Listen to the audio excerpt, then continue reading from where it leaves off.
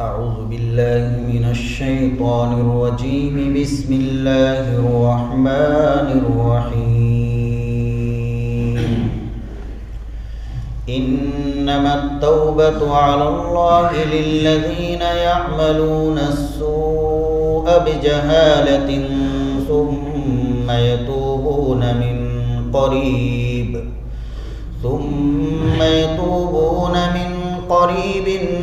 فأولئك يتوب الله عليهم وكان الله عليما حكيما وليست التوبة للذين يعملون السيئات حتى إذا حضر أحدهم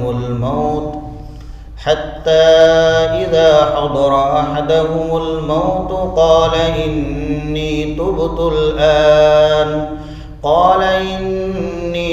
الآن ولا الذين يموتون وهم كفار أولئك أعتدنا لهم عذابا أليما.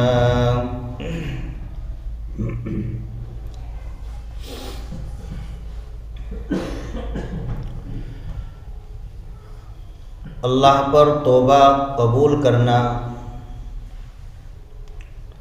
لازم ہے، چونکہ اللہ نے وعدہ فرمایا ہے ان لوگوں کی کہ جو نادانی اور جہالت کی وجہ سے کوئی برا کام کر بیٹھتے ہیں پھر جلدی ہی قریب ہی توبہ کر لیتے ہیں تو اللہ تعالی شانہ ان کی توبہ قبول فرماتے ہیں اور ان پر توجہ فرماتے ہیں، اور اللہ تعالی شانہ جاننے والے ہیں، حکمت والے ہیں۔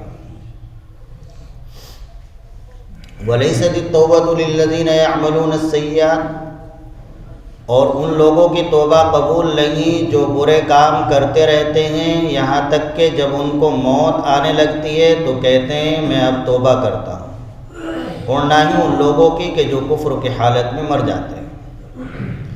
ان لوگوں کے لیے تو ہم نے دردناک عذاب تیار کر رکھا ہے۔ اس سے پہلے آیت شریفہ میں اس بات کا تذکرہ آیا تھا کہ اگر کوئی بدکاری فحاشی کا کام کرنے کے بعد توبہ کر لے اور وہ اپنے اندر سدھار پیدا کر لے تو پھر تم اس کو اس کے گناہ پر عار نہ دلاؤ، اس سے اعراض کرو، روگردانی کرو۔ اللہ تعالیٰ توبہ قبول فرمانے والے، رحم فرمانے والے۔ جب اللہ کا اور اس کا معاملہ تھا اور اس نے اللہ سے توبہ کر لی، اللہ نے معاف کر دیا، تو پھر تمہیں کچھ کہنے کا، اس کو عار دلانے کا اور بار بار اس کا تذکرہ کرنے کا کوئی حق نہیں ہے۔ اس آیت شریفہ میں دو آیتیں ہیں، ان دونوں آیتوں میں دو باتیں بیان کی گئی ہیں۔ پہلی بات تو یہ ہے کہ کن لوگوں کی توبہ قبول ہوتی ہے، مقبول التوبہ کون لوگ ہیں، اور دوسری آیت شریفہ میں ان لوگوں کو بیان کیا گیا ہے جن کی توبہ قبول نہیں ہوتی، غیر مقبول التوبہ۔ اللہ تعالیٰ فرماتے ہیں کہ میرے ذمے ہے توبہ قبول کرنا۔ اللہ کے ذمے کوئی چیز واجب اور کوئی چیز لازم نہیں، لیکن اللہ رحیم ہے، کریم ہے، اللہ نے وعدہ فرمایا تم توبہ کرو گے تو میں تمہاری توبہ ضرور قبول کروں گا۔ تو اسی کو تعبیر کیا جا رہا ہے، قرآن تعبیر کر رہا ہے کہ اللہ کے ذمے بندوں کی توبہ قبول کرنا لازم ہے۔ کون بندے؟ الذین یعملون السوء بجہالۃ، وہ لوگ کہ جو کوئی برا کام، گناہ کا کام کر بیٹھے جہالت کی وجہ سے۔ جہالت کے معنی نادانی کے آتے ہیں، انجانے کے۔ تو آیت شریفہ سے بظاہر یہ معلوم ہوتا ہے کہ اگر انجانے میں گناہ کیا ہے اور توبہ کرے تو تب تو توبہ قبول ہے، اور اگر جان بوجھ کر آدمی گناہ کرتا ہے پھر توبہ کرتا ہے تو پھر توبہ قبول نہ ہو۔ بظاہر یہ مطلب سمجھ میں آتا ہے، لیکن ایسا نہیں ہے۔ جہالت کے یہ معنی نہیں ہے یہاں۔ حضرات صحابہ کرام رضی اللہ تعالی عنہم کا اجماع ہے اور متفق علیہ تفسیر کے، وہ فرماتے ہیں کہ انسان جان بوجھ کر گناہ کرے، انجانے میں گناہ کرے، توبہ کر لے تو اللہ تعالیٰ توبہ قبول فرما لیتے ہیں، اللہ معاف فرما دیتے ہیں۔ تو یہاں جہالت کے معنی یہ نہیں کہ انسان کو گناہ کا گناہ ہونا معلوم نہیں تھا، یا گناہ کا اس نے قصد و ارادہ نہیں کیا تھا، بغیر قصد و ارادے کے ہو گیا۔ پھر کیا مراد ہے؟ جہالت سے یہاں پر مراد ہے کہ آدمی کو گناہ کا گناہ ہونا معلوم ہے، گناہ کا قصد و ارادہ بھی کر رہا ہے، یہ بھی جانتا ہے کہ گناہ پر سزا ملتی ہے، لیکن گناہ کا جو برا انجام ہوتا ہے اور گناہ پر جو سزا ہے تو اس سے غفلت ہو گئی، اور اس غفلت کے نتیجے میں گناہ پر اقدام ہو گیا۔ تو یہ مراد ہے جہالت سے۔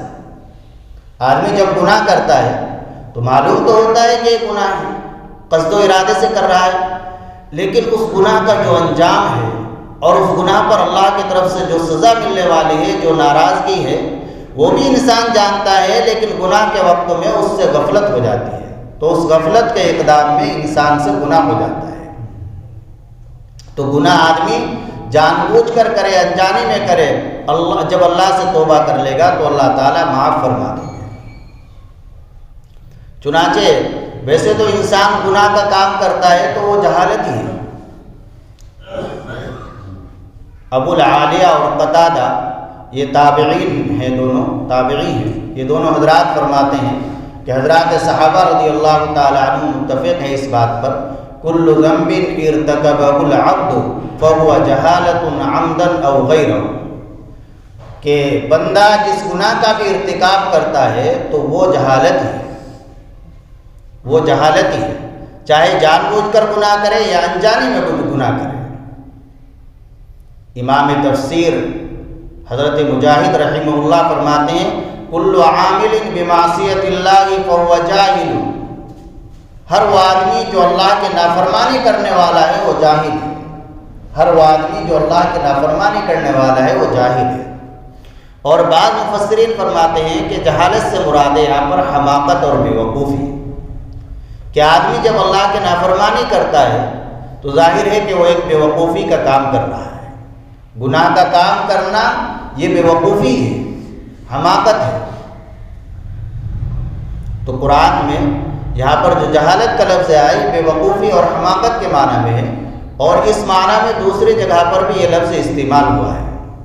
تو انسان جو گناہ کا کام کرتا ہے وہ بے وقوفی کی وجہ سے ہی کرتا ہے۔ بہرحال گناہ کر لیا، جان بوجھ کر گناہ کیا، انجانے میں گناہ کیا، غفلت میں گناہ کیا، ثم یتوبون من قریب، پھر قریب ہی جلد اللہ سے توبہ کر لی۔ قریب ہی توبہ کرنے سے کیا مراد ہے؟ کس زمانے کو قریب کہا جائے گا، کس زمانے کو بعید کہا جائے گا؟ اللہ تعالیٰ جو فرما رہے ہیں کہ گناہ کرنے کے بعد قریب ہی میں توبہ کر لیں، تو قریب ہی سے کون سا زمانہ مراد ہے؟ ایک تو یہ کہ گناہ کرتے ہی فوراً ندامت ہو، شرمندگی ہو تو اللہ کے سامنے فوراً توبہ کر لیں، یہ تو قریب کے ظاہری معنی ہے۔ اور ویسے موت آنے سے پہلے کا جو زمانہ ہے، جب تک انسان کی مخمصے کی اور غرغرے کی حالت نہ ہو، تو اس سے پہلے کا زمانہ یہ قریب ہی میں داخل ہے۔ انسان غرغرے کی حالت سے پہلے کبھی بھی توبہ کر لے گا تو اس کی توبہ اللہ تعالیٰ قبول فرمائے گی۔ ان اللہ یقبل توبۃ العبد ما لم یغرغر، حدیث شریف ہے۔ حضرت عبداللہ بن عمر رضی اللہ عنہ فرماتے ہیں، نبی پاک صلی اللہ علیہ وسلم نے ارشاد فرمایا، ان اللہ یقبل توبۃ العبد ما لم یغرغر، انسان جب تک غرغرے کی حالت میں نہ پہنچ جائے، مخمص کی حالت میں نہ پہنچ جائے، دوسرے عالم کی اشیاء اس کو نظر نہ آنے لگے، فرشتے، روح قبض کرنے کا وقت، روح نکلنی شروع ہو جائے، تو اس وقت سے پہلے جب بھی توبہ کر لے گا تو اس کی توبہ اللہ کی بارگاہ میں قبول ہوگی، اللہ اس کی توبہ قبول فرما لے گا۔ حضرت حکیم الامت مولانا اشرف علی تھانوی نور اللہ مرقدہ فرماتے ہیں کہ دو حالتیں ہیں، ایک حالت با کے ساتھ اور ایک حالت یاس۔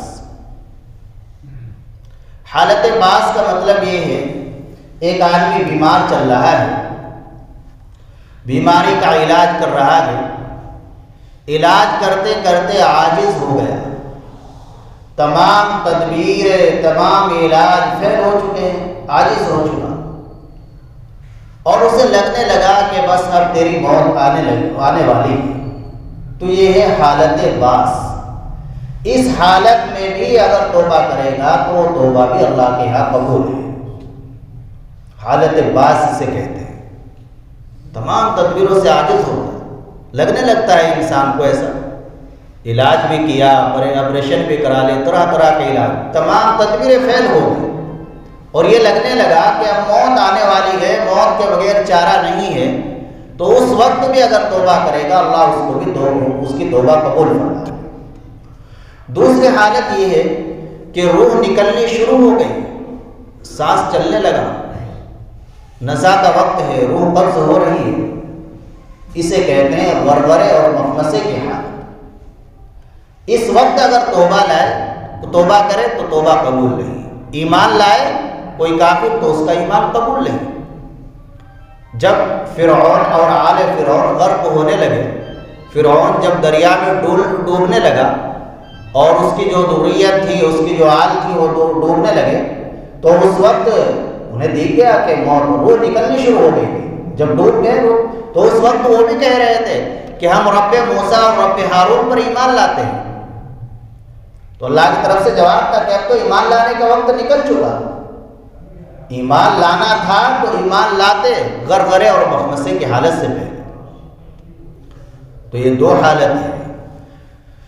تو انسان سے کوئی گناہ ہو جائے تو جب تک اللہ کے سامنے گڑ گڑا کر رو کر توبہ نہ کر لے اس وقت تک چین نہ آنا چاہیے۔ توبہ کرنا بہت ضروری ہے، لازم ہے، فرض ہے۔ علماء نے لکھا ہے توبہ کرنا فرض ہے۔ کیوں؟ اللہ حکم دے رہے ہیں، یا ایھا الذین آمنوا توبوا الی اللہ توبۃ نصوحا عسى ربكم ان يكفر عنكم سیئاتکم ويدخلکم جنات تجری من تحتها الانہار یوم لا یخزی اللہ۔ کتنی پیاری ہے۔ اللہ فرما رہے ہیں اے ایمان والو توبہ کر لو، توبہ نصوح۔ توبہ نصوح کیا ہے؟ اس کا ترجمہ تو کرتے ہیں علماء کرام مفسرین سچی پکی توبہ، سچی توبہ۔ اور بعض مفسرین بعض حضرات کی رائے یہ ہے کہ بنی اسرائیل میں نصوح نام کا ایک شخص تھا، اس شخص نے اللہ کے سامنے بڑی ہی سچی پکی توبہ کی تھی۔ تو آیت شریفہ میں فرمایا جا رہا ہے کہ جیسے نصوح نے سچی توبہ کی تھی ایسے تم توبہ کرو۔ وہ نصوح کون تھا، کیا واقعہ پیش آیا؟ لکھا ہے کتابوں کے اندر کہ نصوح نامی ایک شخص تھا بنی اسرائیل میں، جس کا چال چلن، رفتار و گفتار عورتوں جیسی تھی۔ کچھ لوگ ہوتے ہیں ایسے کہ ان کی عادتیں، رہن سہن، چلنا پھرنا، دیکھنے میں عورتوں جیسے معلوم ہوتے ہیں۔ تو یہ حالت نصوح کی تھی۔ چنانچہ نصوح یہ تھا تو مرد، لیکن وضع اور حیت جو تھی وہ عورتوں جیسی تھی، خواتین جیسی تھی۔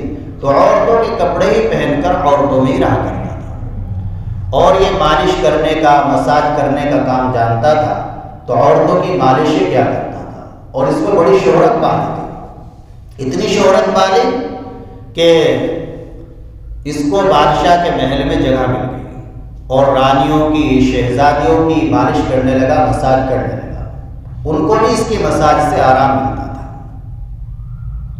ایک دن ایسا ہوا کہ محل میں شور ہو گیا کہ شہزادی کا ہیرا گم ہو گیا،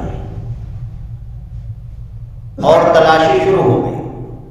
اب ہیرا جو اٹھایا تھا وہ ہیرا نصوح نے اٹھایا تھا، اور تلاشی بھی اتنی زبردست کی جا رہی تھی کہ کپڑے اتارنے کے بعد شرمگاہوں کی خواتین تھی، عورتیں تھیں، ان کی بھی تلاشی لی جا رہی تھی۔ تو اب نصوح کو فکر ہوئی کہ آج راز کھل جائے گا، تو یہ چھپ گیا محل کے اندر۔ اب آوازیں لگ رہی ہے، تلاش کیا جا رہا ہے نصوح کو، تو بڑی فکر ہوئی۔ اب جب کوئی سہارا نظر نہیں آتا تو پھر انسان کو ایک ہی سہارا نظر آتا ہے، اللہ کا سہارا۔ اللہ کی طرف توجہ کی اور اللہ کے سامنے اس وقت پکی سچی توبہ کی کہ یا اللہ تجھے معلوم ہے کہ ہیرا میرے پاس ہے، آج اگر میری تلاشی لی گئی تو میرا راز فاش ہو جائے گا، میں ذلیل و رسوا ہو جاؤں گا۔ اے میرے اللہ تو ہر چیز پر قادر ہے، مجھے اس وقت کی ذلت اور رسوائی سے بچا لے، میں ہمیشہ کے لیے اس برے کام سے، چونکہ برا کام تھا، عورتوں کے بدنوں کو ملتا تھا، ان سے لذت محسوس کرتا تھا، پیسے بھی کماتا تھا، یا اللہ آج سے سچی پکی توبہ کرتا ہوں۔ اب دل سے توبہ کی ہو تو سچی توبہ، تو اللہ کی قدرت، اللہ وہ جیسے ہزاروں لاکھوں ہیرے پیدا کر دے، اللہ نے ہیرا دوسرا ان کو ملا دیا اور اعلان ہو گیا کہ ہیرا مل گیا۔ ہیرا نسو کے پاس اور دوسرا وہی ہیرا اللہ نے بنا دیا، وہ ہیرا مل گیا۔ اب جب ہیرا مل گیا جو کا تو اور ہیرا نسو کے پاس، تو نسو کا اللہ پر یقین اور بڑھ گیا، اور اسی وقت شہزادی سے اجازت طلب کی کہ مجھے رخصت چاہیے، چھٹی چاہیے، اور اپنے گھر پہنچ گئے۔ گھر پہنچنے کے بعد جو مال کمایا تھا وہ سب غریبوں میں تقسیم کر دیا، سب غریبوں کو دے دیا، اور اس کے بعد ایک پہاڑی پر اپنا ٹھکانہ بنا لیا، پہاڑی پر رہنے لگے، وہیں اللہ کے ذکر میں، اللہ کی یاد میں مشغول رہتے۔ ایک بھینس آئی، ایک بھینس نظر آئی جھوپڑی کے پاس، تو سوچا کہ یہ اپنے ریوڑ سے اور اپنے چرواہے سے الگ ہو کر آ گئی ہے، تو جب تک اس کا مالک واپس آتا ہے میرے پاس، اس وقت تک میں اس بھینس کی دیکھ بھال کروں گا۔ یہ خیر خواہی کی نیت کی، ہمدردی کی، چنانچہ کرتے رہے۔ وہاں سے قافلے گزرتے تھے تو ان کو دودھ پلاتے، پانی پلاتے اور لوگوں کی خدمت کرتے۔ تو جب انسان لوگوں کے کام آتا ہے تو اس کی اچھائی کا اللہ تعالیٰ چرچا کرا دیتے ہیں۔ خیر الناس من ينفع الناس، بہترین آدمی وہ ہے جو لوگوں کو نفع پہنچائے۔ جب اخلاص کے ساتھ خالص اللہ کی رضا کے لیے، اپنے مفاد کے لیے نہیں، اس کا نہیں چرچا ورچا ہوتا، اس کا کچھ اللہ کے یہاں بھی نہیں ملے گا۔ جو اپنے مفاد کے لیے کسی کی خیر خواہی ہمدردی کر رہا کہ یہ میرے کام آ جائے گا، فلاں میرے کہنے میں آ جائے گا یا آ جائے گا، یہ نہیں، بس اللہ کی رضا کے لیے، اللہ کی خوشنودی کے لیے جو دوسرے کے کام آتا ہے، تو پھر اللہ تعالیٰ لوگوں کے قلوب میں اس کی محبت ڈال دیتے ہیں۔ تو چنانچہ نیک اعمال میں بھی لگا ہوا تھا، لوگوں کی خیر خواہی، ہمدردی اور خدمت خلق میں بھی لگے ہوئے، تو اب خوب شور ہونے لگا، اور شور اتنا ہوا، اتنا چرچا ہوا کہ بادشاہ تک بات پہنچ گئی کہ ایک اللہ کا ولی ہے جو پہاڑیوں میں رہتا ہے اور اللہ کے ذکر میں، خدمت خلق میں مشغول ہے۔ تو بادشاہ نے بلایا، نسو کو بادشاہ نے بلوایا، اپنے وزیروں کو بھیجا۔ نسو نے انکار کر دیا، کہا کہ میرے پاس وقت نہیں، میرے پاس بہت کام ہے، اللہ کا ذکر ہے، یہ اور کام ہے۔ تو اب بادشاہ کے دل میں اور عقیدت بڑھی، یہ جو بادشاہ کے کہنے پر نہیں آ رہا۔ اس وقت کے بادشاہ سمجھدار تھے، آج کل کے جلانے نہیں، آج کل کا تو اگر معمولی سا پارشد بھی ہے محلے کا، وہ کسی کو بلائے اور نہ آئے تو یہ چاہے گا کہ اگر میرا بس چلے پورے خاندان کو اس کے قتل کر دو جس کو بلایا تھا، اور اس کی روزی روٹی بند کر دو۔ اتنا غصہ دکھاتے ہیں، ایسا ہوگا، یہ نہیں ہونا چاہیے۔ اصل تواضع ہے اللہ کے لیے۔ تو اس وقت کے بادشاہ ایسے نہیں تھے، چنانچہ بادشاہ نے کہا چلیے جب ان کے پاس وقت نہیں، ہم خود ہی جاتے ہیں، ہم خود ہی مل لیتے ہیں۔ چنانچہ بادشاہ ملنے کے لیے جا رہا تھا۔ اللہ کی قدرت، اللہ کا نظام، سچی توبہ کی کیسی برکت۔ میں نے سچی توبہ کی برکت کا پچھلے ہفتے بھی ایک قصہ آپ کو سنایا تھا۔ تو یہ سچی توبہ کی ایسی برکت ہوتی ہے، انسان کی دنیا بھی بنتی ہے، آخرت بھی بنتی ہے۔ اگر فضیل بن ایاض ڈاکو ہی ہوتے تو کون آج مسجد میں ان کا نام لیتا؟ تقریباً 1000 سال ہو گئے ان کی وفات کو، کون آج ان کا نام لیتا؟ 1000 سال بعد، اور اللہ والے بن گئے۔ سچی توبہ کی برکت یہ کہ آج ان کا نام لیا جا رہا ہے۔ خیر، اب بادشاہ ملنے کے لیے جا رہا تھا، اللہ کی قدرت کے درمیان میں بادشاہ کا انتقال ہو گیا۔ جیسے ہی وہاں پہاڑی پہ پہنچا تو وہاں بادشاہ کا انتقال ہو گیا۔ اب چونکہ رعایا میں عوام میں مقبولیت خوب ہو چکی تھی اور لوگ ان کے عدل و انصاف کو بھی دیکھ چکے تھے، تو لوگوں نے کہا کہ نسو کو ہی بادشاہ بنا دو، نسو کو ہی بادشاہ بنا دیا۔ چنانچہ اب اللہ نے تخت پر بٹھا دیا۔ جہاں پہلے نوکر بن کے کام کرتے تھے تو وہاں اللہ نے بادشاہت دے دی، تخت پر بٹھا دیا۔ اور بادشاہ کی بیٹی جس کا مساج کیا کرتے تھے اس سے نکاح ہو گیا، تو حرام سے بچے، اللہ نے حلال طریقے سے دے دیا۔ جب انسان حرام سے بچتا ہے تو اللہ تعالیٰ حلال طریقے سے پھر وہ چیز اسے عطا فرما دیتے ہیں، اللہ کے خوف اور اللہ کے ڈر کی وجہ سے۔ اب ماشاءاللہ بادشاہت کی تو وہ بھی بہت عدل و انصاف والی، خوب چرچا ہونے لگا۔ کچھ دن کے بعد ایک شخص آیا انسان کی شکل و صورت میں اور کہنے لگا کہ میری بھینس ہے آپ کے پاس، وہ بھینس دے دیجیے۔ اب نسو نے کہا کہ بے شک آپ کی بھینس ہے، اور آپ کی بھینس کی برکت سے ہی مجھے یہ بادشاہت اور یہ سب مال و دولت ملا ہے۔ اپنے وزیروں کو حکم کیا کہ میری بادشاہت اور میری جو مال ہے، میرا جو نجی مال ہے، اس کا آدھا حصہ ان کو دے، یہ سب انہی کی برکت سے ملا ہے۔ اس شخص نے کہا کہ میں کوئی انسان نہیں ہوں، میں اللہ کی طرف سے بھیجا ہوا ایک فرشتہ ہوں، تمہاری آزمائش کے لیے آیا تھا، یہ پورا مال تمہیں مبارک ہو، یہ بھینس کی برکت کی وجہ سے نہیں بلکہ یہ سب کچھ تمہاری سچی پکی توبہ کی برکت سے ملا ہے۔ تو اللہ فرما رہے ہیں ایمان والوں، نسو والے توبہ کرو، توبہ کر کے تو دیکھو جن گناہوں میں ہم مبتلا ہیں۔ ہر آدمی جانتا ہے اپنے گناہ کو کہ میں صبح سے لے کر شام تک کتنے گناہ کر رہا ہوں، ان گناہ سے پکی سچی توبہ کر کے دیکھو، پھر دیکھو کہ اس توبہ کی برکتیں دنیا میں بھی ظاہر ہوتی ہے نہیں، یقیناً ہوگی، 100% ہوئی ہیں، ہوتی ہیں اور ہوں گی، قیامت تک ہوتی رہیں گی۔ اب سوال یہ ہے کہ پکی سچی توبہ کہتے کسے ہیں؟ توبہ کے ارکان کیا ہے؟ تو علماء نے فرمایا کہ توبہ کے 3 ارکان ہیں۔ پہلا رکن ہے التوبۃ الندم، ندامت اور شرمندگی۔ جو گناہ کیا ہے، اللہ کی جو نافرمانی کی ہے، تو اس نافرمانی پر ندامت اور شرمندگی ہو کہ جس خالق نے مجھے پیدا کیا، جس نے میرے اعضاء تندرست بنائے، صحیح سالم بنائے، رہنے کے لیے گھر دیا، بیوی بچے دیے، اس قدر نعمتوں سے نوازا، آخر میں نے اس کی نافرمانی کیوں کی ہے؟ دنیا میں ہمیں کوئی 2-4 ہزار روپے دے دے، ہم اس کو سلام کر کے گزرتے ہیں اور اس کے ناحق کو بھی حق کہنے کے لیے تیار ہو جاتے ہیں، اس کی نافرمانی تو دور کی بات ہے۔ تو اللہ نے اتنی نعمتیں دی ہیں تو اس کی ہم نے نافرمانی کیسے کی؟ سوچنے کی بات ہے۔ دنیا میں ہمارے اوپر کسی نے احسان کر دیا، کوئی چیز 20-30 ہزار روپے دے دیے، کہیں کام آ گیا، تو ہمیشہ زندگی بھر اس کے مرہون منت رہیں گے، ہمیشہ اس کے احسان میں دبے رہیں گے۔ تو اللہ نے کتنے بڑے احسان کیے۔ بیوی بچوں کا ہونا یہ اللہ کی کوئی چھوٹی نعمت ہے، بڑی نعمت ہے، ایک بڑی نعمت ہے۔ جن کے پاس سے نعمت نہیں ان کی قدر معلوم کیجیے۔ بچے تندرست ہیں، بچے قابل بننے ہیں، اللہ کی سب نعمتیں ہیں، ان پر اللہ کا شکر ادا کیا جائے۔ بچوں کو دیکھ کر آپ کا دل خوش ہوتا ہے، ہنستے ہو، یہ بھی سب اللہ کی نعمتیں ہیں، ان پر اللہ کا شکر ادا ہونا چاہیے۔ اللہم لک الحمد کلہ، اللہم لک الحمد کلہ ولک الشکر۔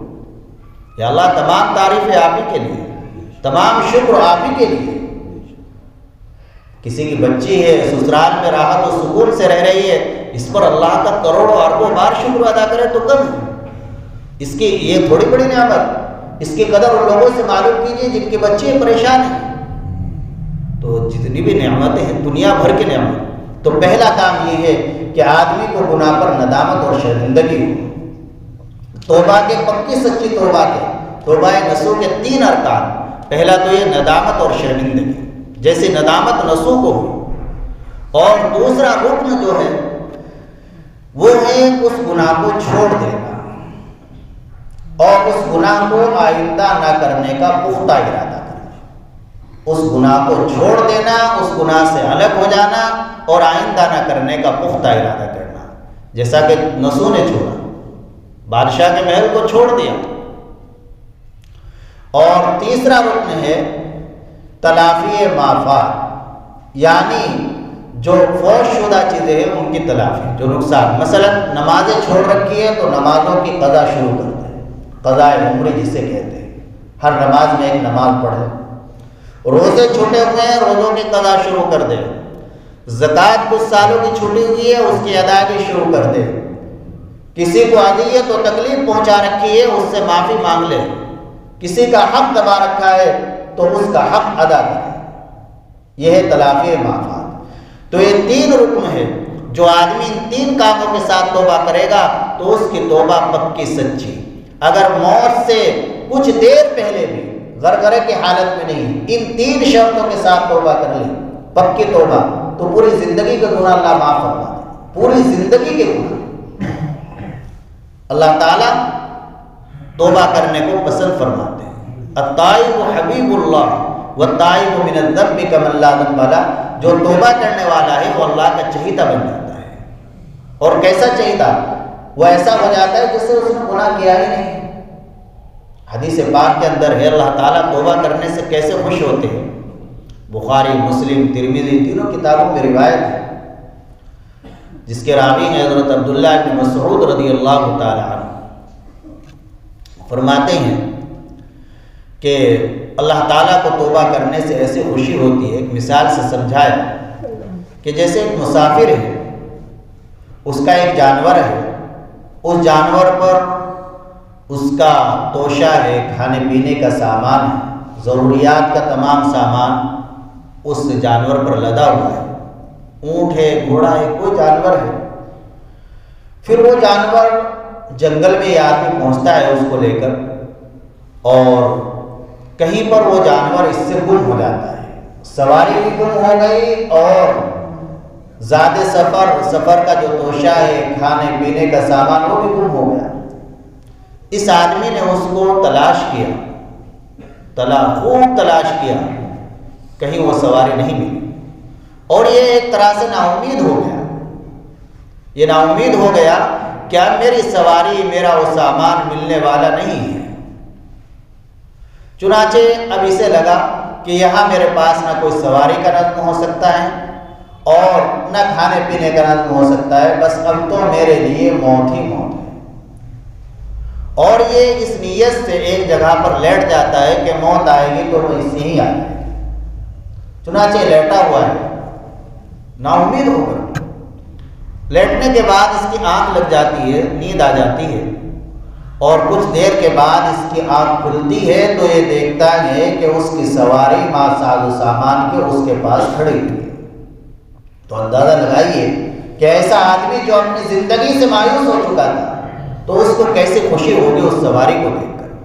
تو صحابی فرماتے ہیں عبداللہ بن مسعود کہ اللہ تعالیٰ کو اس سے بھی زیادہ خوشی ہوتی ہے جب بندہ توبہ کرتا ہے، جب کوئی گناہ گار بندہ توبہ کرتا ہے تو اللہ تعالیٰ شانہ کو اس سے بھی زیادہ خوشی ہوتی ہے۔ حضرت انس بن مالک رضی اللہ عنہ فرماتے ہیں نبی پاک صلی اللہ علیہ وسلم نے ارشاد فرمایا کل بنی آدم خطاء وخیر الخطائین التوابون، ہر بنی آدم، ہر انسان گناہ گار ہے، ہر انسان گناہ گار ہے، گناہوں سے معصوم فرشتے اور انبیاء ہوتے ہیں۔ امام غزالی رحمہ اللہ فرماتے ہیں احیاء العلوم میں کہ 3 درجات ہیں۔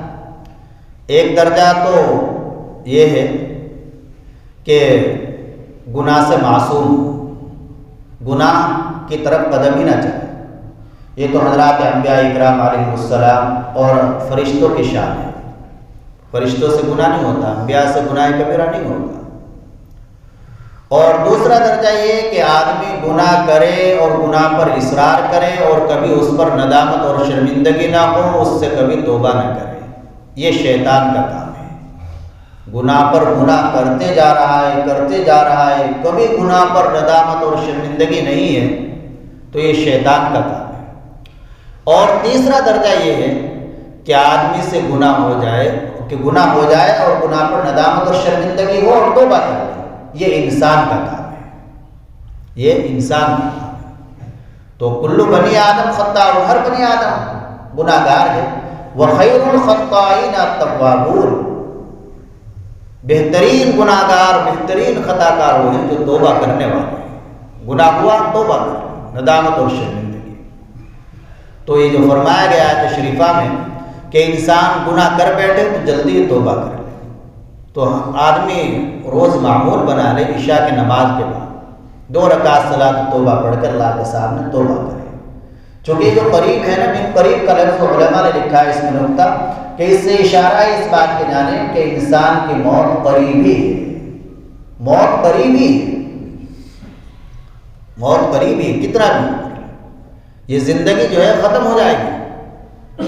اسی طرح جب انسان پکی سچی توبہ کر لے گا تو پھر اللہ تعالیٰ اس توبہ کی برکتوں سے اس کے نوازے گا۔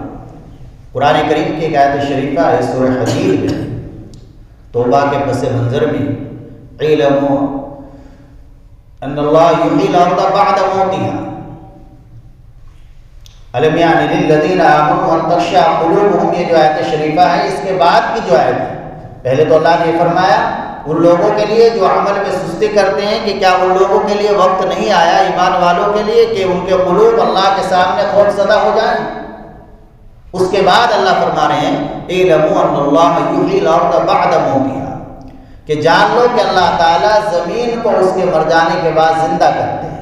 تو اس سے اشارہ فرما رہے ہیں اللہ رب العزت کہ جس طریقے سے اللہ تعالیٰ بنجر زمین کو بارش کے بعد زرخیز بنا دیتے ہیں، تو ایسے ہی انسان جب توبہ کر لیتا ہے تو اللہ تعالیٰ اس کو بھی ہرا بھرا بنا دیتے ہیں۔ گناہ کرتا رہتا ہے تو دل سیاہ ہوتا رہتا ہے، مردہ ہو جاتا ہے، لیکن جب توبہ کر لیتا ہے اللہ کے سامنے تو جیسے اس زمین کا بنجر پنا ختم ہو جاتا ہے، تو ایسے ہی توبہ کے بعد انسان کو بھی اللہ تعالیٰ ہرا بھرا بنا دیتے ہیں، پھر اس کی زندگی ایک طرح سے دوبارہ شروع ہو جاتی ہے۔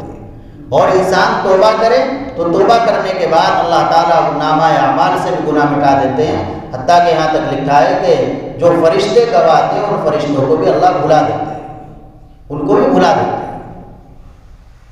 اللہ عمل کی توفیق عطا فرمائے۔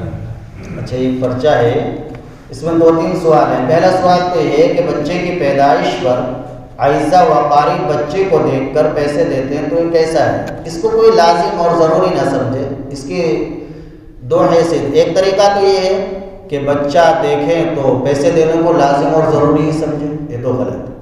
دوسرے اس نیت سے پیسے دیں کہ ہم ان کے یہاں 100 دیں گے، ہمارے یہاں بچہ ہوگا تو 150-200 دیں گے، یہ بھی غلط ہے۔ ویسے ہی خوشی میں دے دیا بچے کو تو دے سکتے ہیں، لیکن یہ دونوں چیزیں نہ ہونی چاہیے، لازم اور ضروری نہ سمجھیں۔ اکابر بھی، بزرگ بھی دے دیتے ہیں، پہلی بار دیکھے بچے کو تو دے دے کچھ، تو دے سکتے ہیں ہدیے کی نیت سے، ہدیے کی نیت سے دے سکتے ہیں، خیر خواہی۔ ایک دوسرا ہے کسی صاحب کی دعوت ہو تو اپنے ساتھ اپنے بچے کو لے جا سکتا ہے؟ نہیں، یہ جائز ہے، بالکل جائز ہے۔ حدیث میں جو بغیر دعوت کے جاتا ہے تو وہ چور بن کر داخل ہوتا ہے اور جب نکلتا ہے تو ڈکیت بن کر نکلتا ہے، تو بغیر دعوت کے نہیں، صاحب دعوت سے اجازت لے لیں۔ اکثر عورتیں بارات گھر میں اپنے ساتھ بیگ میں کھانے کی تھیلی لے جاتی ہیں اور کھانے کے بعد بنا مالک کی اجازت کے کھانا لاتی ہیں اور اپنے بچوں کو کھلاتی ہیں، کیا یہ ٹھیک ہے؟ بالکل ناجائز ہے، چوری کا کھانا ہوا ہے، یہ چوری کا کھانا ہوا، ناجائز ہے بالکل۔ اب دیکھ لو جب ہم اپنے بچوں کو، اپنے اولاد کو ایسا کھلائیں گے تو پھر کیا اولاد آنکھوں کی ٹھنڈک بنے گی؟ نہیں، وہ نافرمان بنے گی۔ جیسا کھلاؤ گے، جیسا لقمہ ان کے پیٹ میں ڈالو گے تو ویسا ہی ہوگے گا، جیسا بیج ڈالو گے وہی تو ہوگے گا۔ گیہوں بویا ہے تو گیہوں ہی ہوگے گا، یا کچھ اور ہو جائے گا۔ اللہ عمل کی توفیق۔ الحمدللہ رب العالمین، اللہم اجعل صلواتک و رحمتک و برکاتک علی سید المرسلین امام المتقین وخاتم النبیین محمد عبدک و رسولک امام الخیر وقائد الخیر ورسول الرحمہ، اللہم ابعثہ مقاما محمودا یغبط بہ الاولون والآخرون، اللہم صلی علی محمد وعلی آل محمد کما صلیت علی ابراہیم وعلی آل ابراہیم انک حمید مجید، اللہم بارک علی محمد وعلی آل محمد کما بارکت علی ابراہیم وعلی آل ابراہیم انک حمید مجید، ربنا ظلمنا أنفسنا وإن لم تغفر لنا وترحمنا لنكونن من الخاسرين ربنا آتنا في الدنيا حسنة وفي الآخرة حسنة وقنا عذاب النار اللهم إنا نسألك حبك وحب من يحبك وحب عمل قد يبلغنا إلى حبك اللهم إنا نسألك عيشا قارا ورزقا دارا وعملا بارا اللهم وفقنا لما تحب وترضى یا اللہ ہم گناہگار ہیں خطا بار ہیں اپنے تمام گناہوں سے توبہ کرتے ہیں مولا کریم اس وقت تک کے تمام گناہوں سے توبہ کرتے ہیں یا اللہ ہمارے توبہ کو قبول فرما دے یا اللہ ہمارے توبہ کو قبول فرما دے یا اللہ ہمارے توبہ کو قبول فرما دے یا اللہ ہمارے تمام گناہوں کو معاف فرما دے آئندہ گناہوں سے بچنے کی توفیق نصیب فرما گناہوں سے نفرت پیدا فرما طاعات کی محبت نصیب فرما یا اللہ ہمیں اخلاص عطا فرما ہماری رگ رگ کے اندر ایمان کی نورانیت پیدا فرما یا اللہ ہمارے اس مختصر سے عمل کو اور جملہ اعمال صالحہ کو اپنی بارگاہ میں قبول فرما یا اللہ اپنی بارگاہ میں قبول فرما مزید اعمال صالحہ کی توفیق عطا فرما یا اللہ ہمارے وقت میں برکت عطا فرما ہمیں اپنے وقت کو یا اللہ ضائع کرنے سے بچانے کی توفیق عطا فرما یا اللہ مفید کاموں میں وقت لگانے کی توفیق نصیب فرما یا اللہ آج امت کے نوجوانوں کا وقت بہت ضائع ہو رہا ہے اس موبائل میں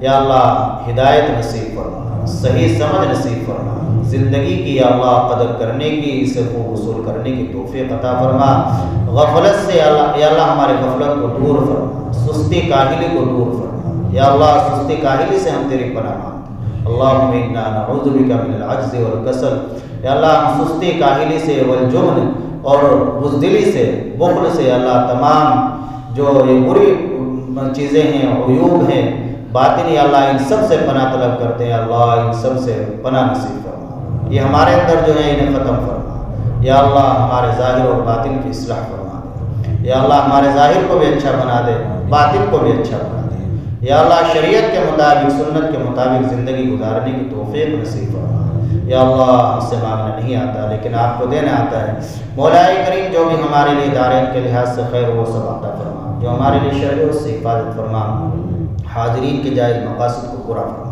یا اللہ ہمارے دعا کو اپنے فضل و کرم سے قبول فرما ربنا تقبل منا انك انت السميع العليم وتب علينا انك انت التواب الرحيم صلی اللہ تعالی علیہ وسلم